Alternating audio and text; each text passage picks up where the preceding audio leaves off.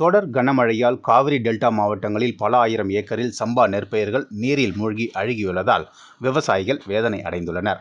கடலூர் மாவட்டம் வேப்பூரை அடுத்துள்ள கீழ ஒரத்தூர் கிராமத்தில் தொடர் மழையால் பயிரிடப்பட்டிருந்த சம்பா நெற்பயிர்கள் நீரில் மூழ்கியுள்ளன.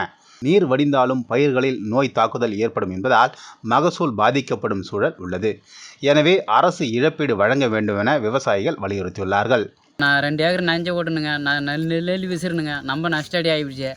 நீங்கள் பார்த்து எதுவும் உதவி பண்ணுங்க கவர்மெண்ட்டு. நாங்கள் இதை பார்த்து தாங்க போய்க்கணும், எங்கள் புள்ள மக்கள்லாம் போய்க்கணும். இல்லைன்னா நஷ்டடி நம்ம சீவனம் பண்ணுறதே ஒன்றும் வழி இல்லைங்க.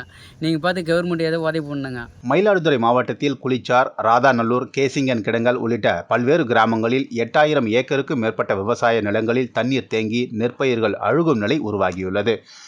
ஏக்கருக்கு 30,000 ரூபாய் செலவு செய்து நடவு செய்த பயிர்கள் அழுகும் அபாயம் ஏற்பட்டுள்ளதால் உடனடியாக ஆக்கிரமிப்புகளை அகற்றி வடிகால் வாய்க்கால்களை தூர்வார வேண்டும் என்று விவசாயிகள் கோரிக்கை விடுத்துள்ளார்கள்.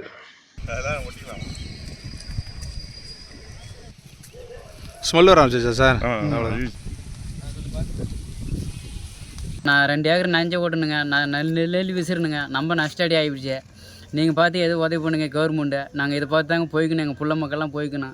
இல்லைன்னா நஷ்டடி நம்ம சீவனம் பண்ணுறதே ஒன்றும் வழி இல்லைங்க. நீங்கள் பார்த்து கவர்மெண்ட் எதுவும் உதவி பண்ணுங்க.